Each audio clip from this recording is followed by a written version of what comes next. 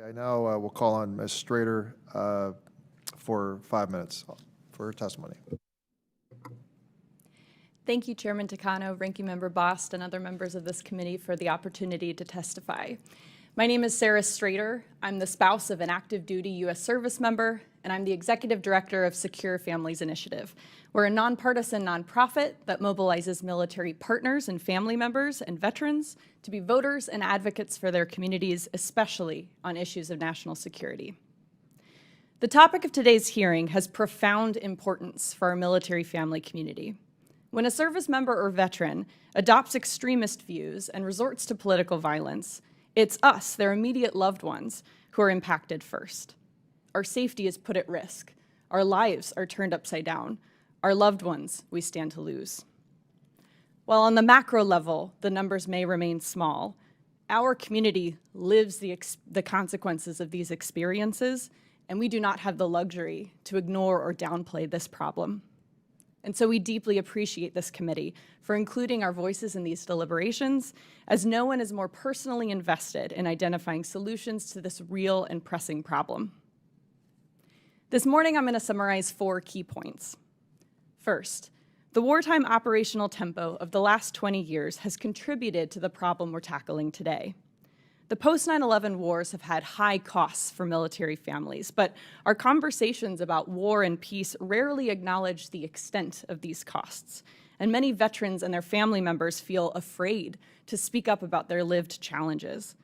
Understanding this context is essential for veterans serving institutions like this committee to more effectively relate to their veteran clients.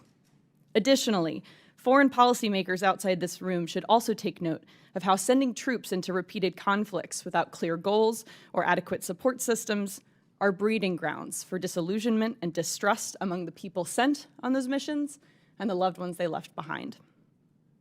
Second, the partners and family members of veterans are not only the first impacted by violent extremism, but we can also serve as the first line of defense. Formal, official channels of information will only have so much success on their own. In addition to considering direct interventions, like training transitioning veterans on digital literacy to detect extremist recruitment efforts online, for example, this committee should also invest in training veteran partners and family members to identify early risk factors and support our loved ones. Our interpersonal connection to veterans is a distinct value add. Equip the willing to engage the unwilling. Third, voting and other forms of civic engagement provide peaceful alternatives to political violence. Because the military lifestyle can make it hard for service members to vote or participate in other aspects of civic life, it's not surprising when transitioning veterans feel discouraged or confused about how to address their concerns through civic engagement. People are more likely to resort to extreme tactics when they don't feel they have any other choice.